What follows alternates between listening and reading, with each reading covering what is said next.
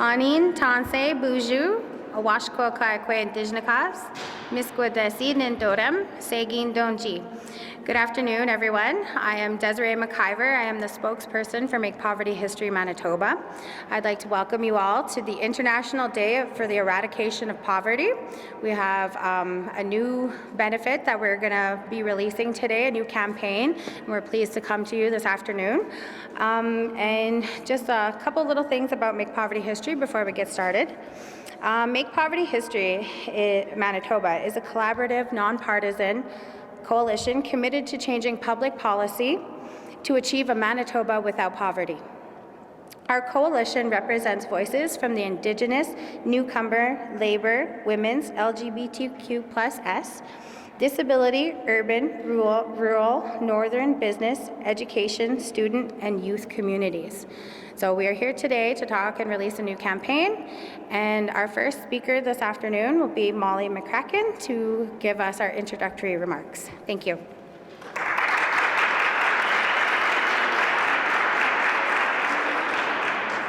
Thank you so much, Desiree McIvor, who's our spokesperson and just such a wonderful person to work with. We really appreciate your work.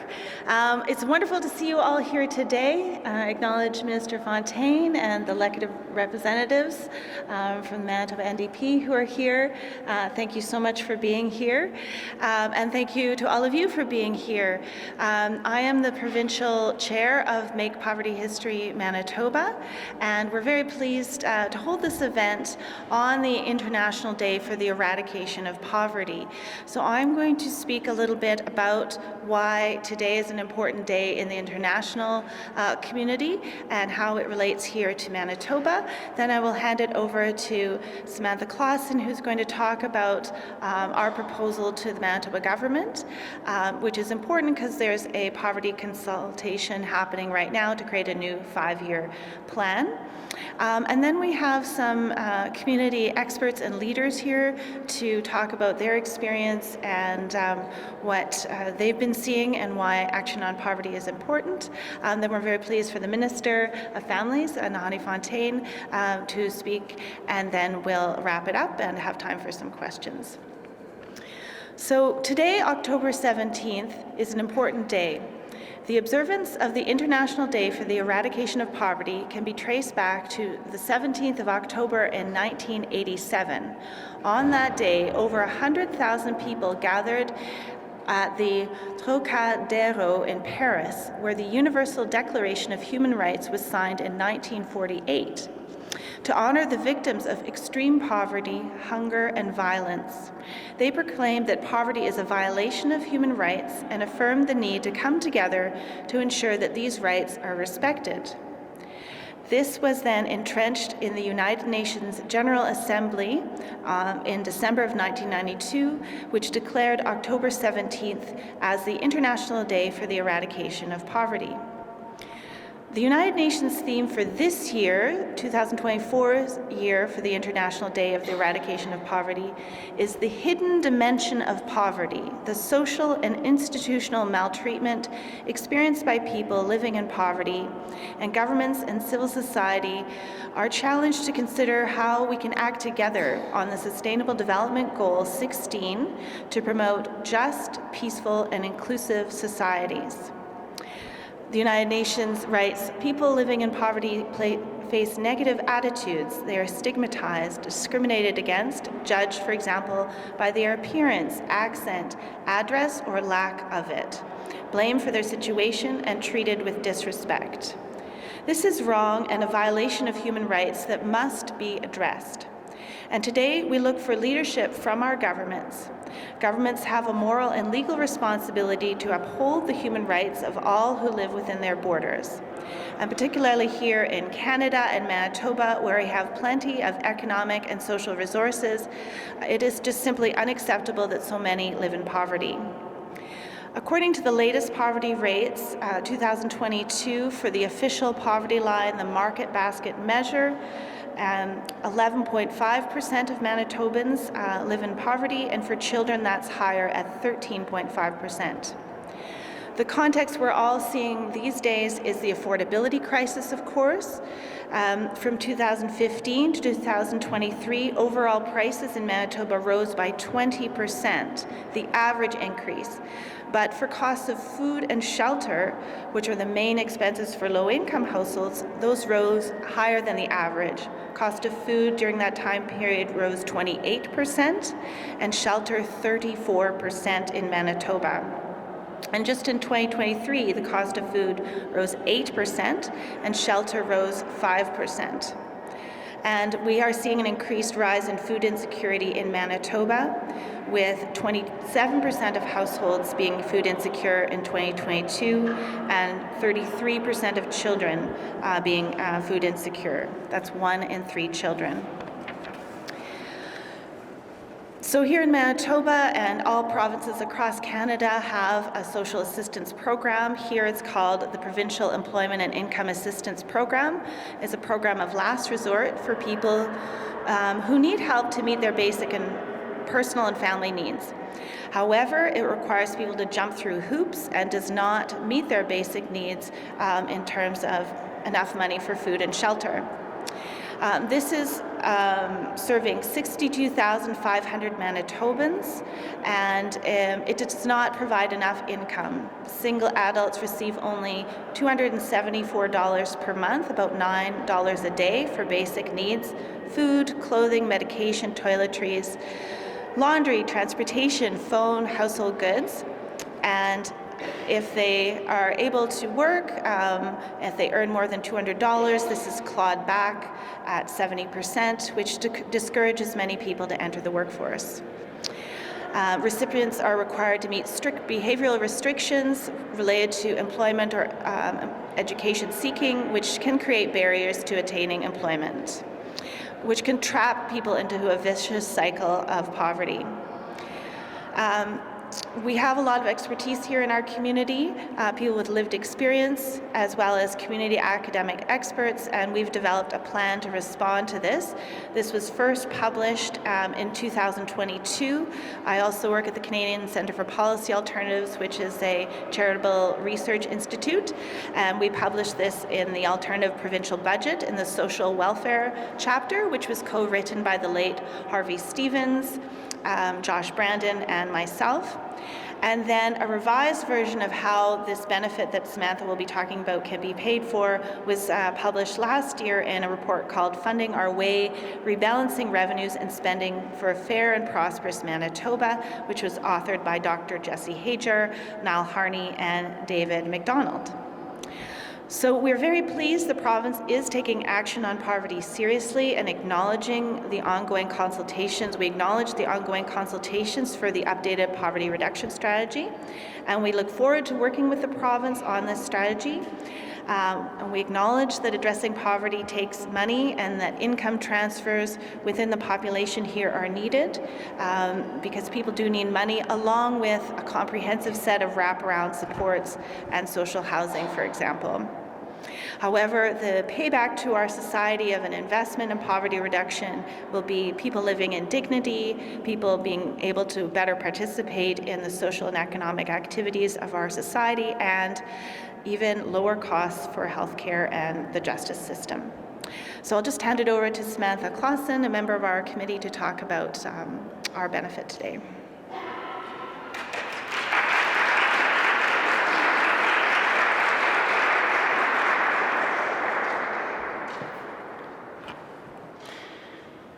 Hello, my name is Samantha Clawson, and I'm a member of Make Poverty History Manitoba.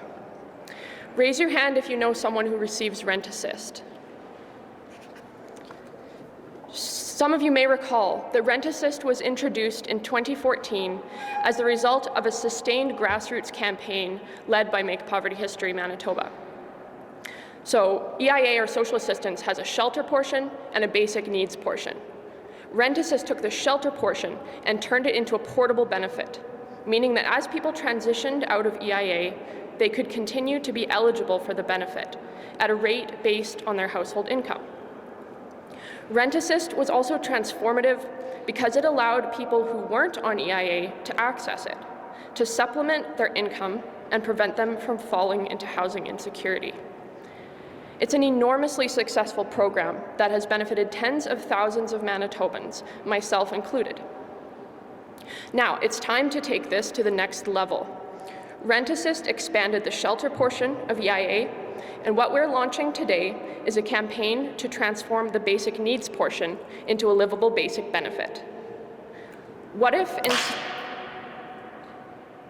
does that need to be fixed before we continue?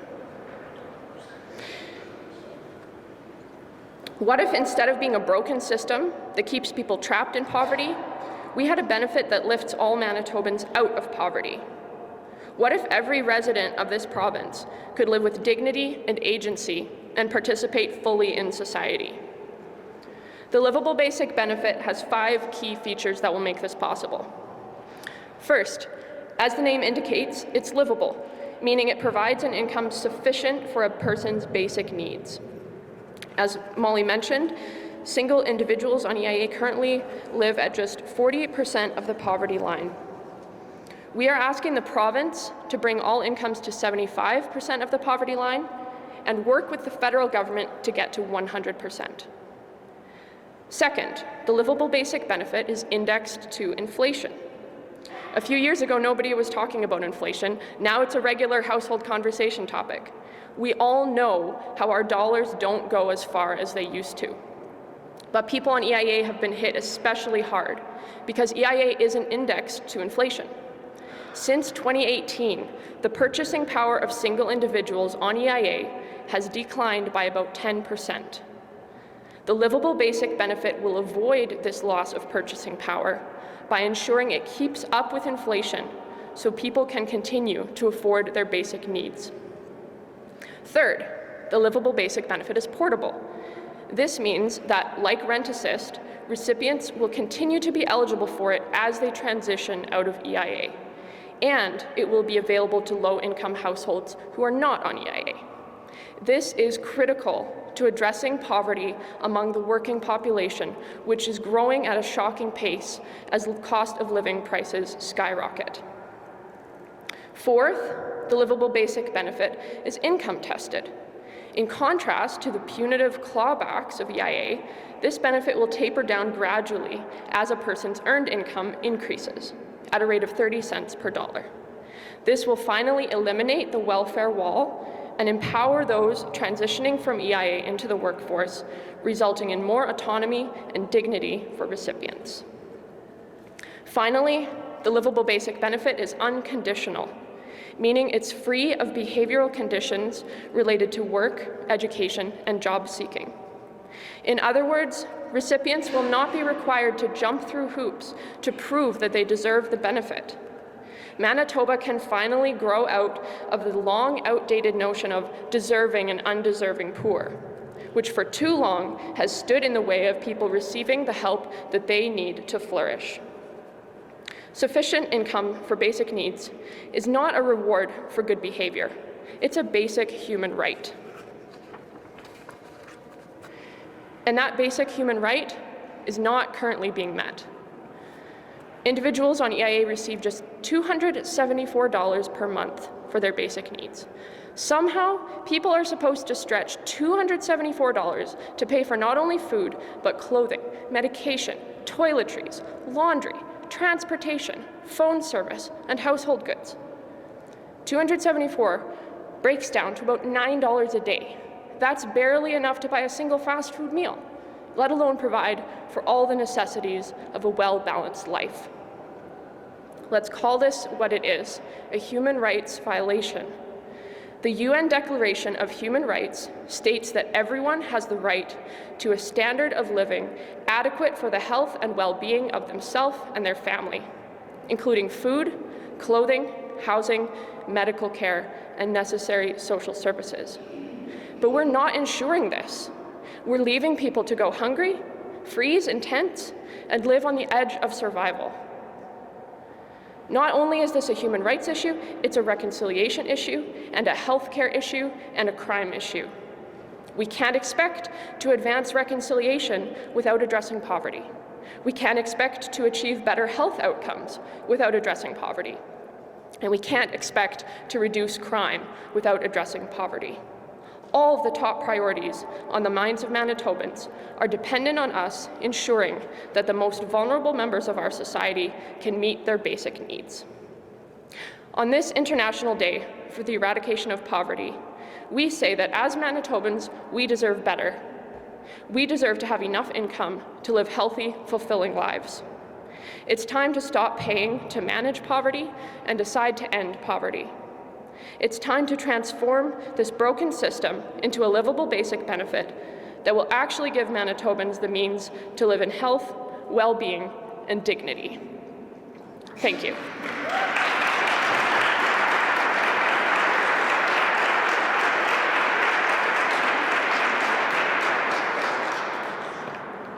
Thank you, Molly and Samantha. That was really well spoken. At this time, I would like to introduce our guest speakers who are talking on behalf of why this benefit is necessary at this time. And our first guest speaker is Teresa Ducharme from Winnipeg Indigenous Executive Circle. Thank you.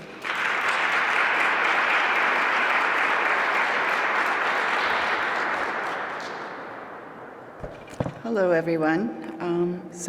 My name is Theresa Ducharme, and I'm here from WIAC, the Winnipeg Indigenous Executive Circle. And first of all, I just want to acknowledge, we're on Treaty 1, and thank you. I see some of our elders out here, so thank you, and all of our guests. Thank you so much for your time. So I'll just, WIAC is little information about WIAC. We're a 31 collaborative collective, which is to advance the well-being of our Indigenous people here in Winnipeg. And this is actually coming from this book here. I brought a couple copies, but if any of you want to see this in more detail, you could just go to our website, wiac.ca. So we call upon all government to uphold the social and economic rights of Indigenous, the MMIWGS Plus, by ensuring that Indigenous people have just even like the basic needs met, which is safe housing, clean drinking water, and not just food, but I'm talking healthy food. We need healthy food. And we cannot expect that we will end violence against our own Indigenous sisters without first meeting people's social and economic needs. So we call upon all governments to establish that guaranteed livable income for all Canadians, including Indigenous people, to meet all of their social and economic needs. So this income must take into account, first of all, the diverse needs, the true realities, and of course, the geographic locations. And I'm talking like up north, because they're Canadians too, we can't forget them. Indigenous people have a much lower income on average than non-Indigenous people, which is a critical factor in experience of discrimination and violence.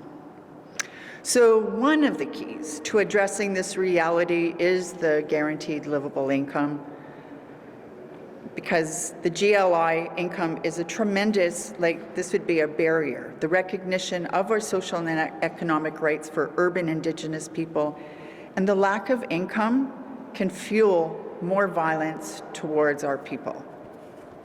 So again, this is a key to see that major shift happen. So this is one of the keys to empower our people, keep them out of poverty, because we know poverty traps people into situations of violence, spiritual and emotional violence, that affects them also physically. And the physical part, as we know, diabetes, heart rate, depression, mental illness, addictions, it's all connected, mind, body, and spirit. So, and we know with all these addictions, it leads us down the nightmare like a rabbit hole of welfare, justice, education, which are the systems that are here to serve to dismantle our families. So investing in a GLI will help secure housing for many of our Indigenous folks, our families, so families are not living in that fight and flight. And if any of you have lived in fight and flight, you know how it affects you, again, for your health. So, but last but not least, We need to involve Indigenous-led organizations in the crafting of the GLI, of this framework. So, thank you so much for listening.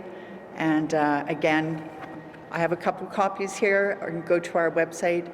McGwitch, thank you so much.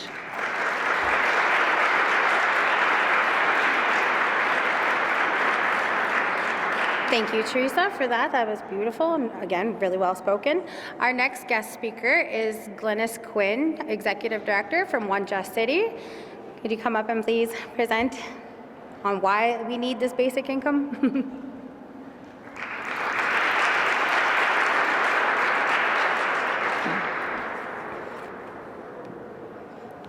Good morning.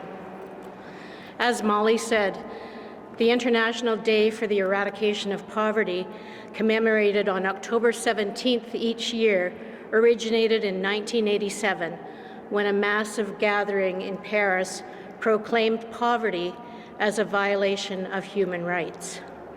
The United Nations officially recognized October 17th as the International Day for the Eradication of Poverty in 1992, encouraging all members to actively promote efforts to alleviate poverty. Fast forward to 2024. 32 years later, and global poverty remains one of the world's most pressing problems, including here in Canada, a first world country, and more specifically in Manitoba, where poverty is on the rise and over 100,000 Manitobans are trapped in the cycle of poverty.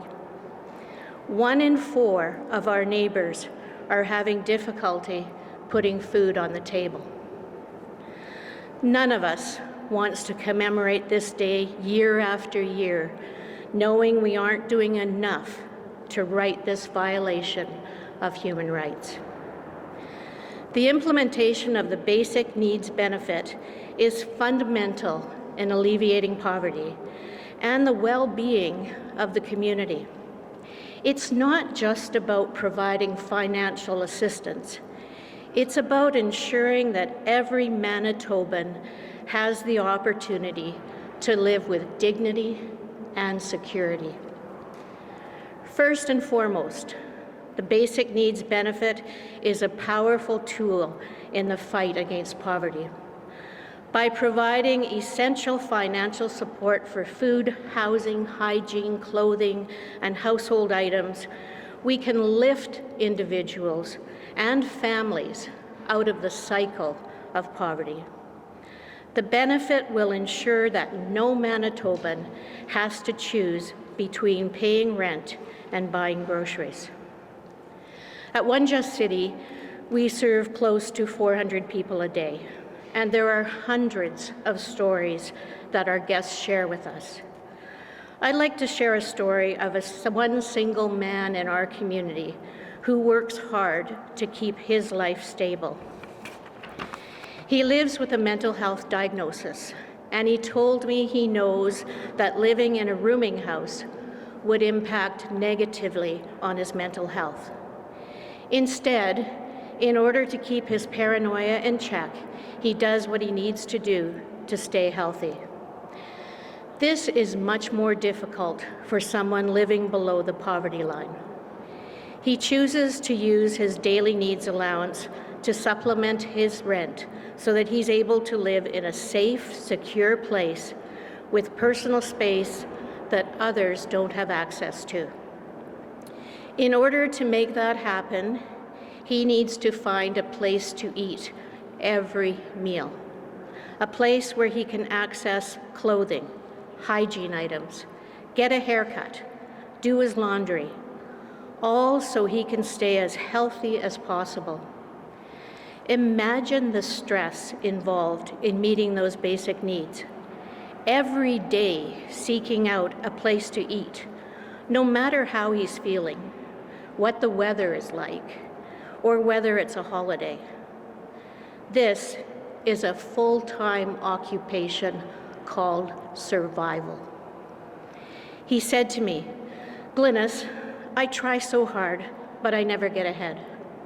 I'm still poor, I'm still hungry, and I still struggle every day to keep well mentally. And sometimes I fail. Survival takes every bit of his time and energy. And the worry about getting somewhere only to find it closed or have them run out of food is all-consuming. He told me that he needs to go to what he considers some pretty rough places on weekends to get food. And he makes sure that he keeps his head down, doesn't talk to anyone, and does everything he can to avoid any conflict. His greatest fear is that someone might pick a fight with him and him getting kicked out of the place he depends on for survival.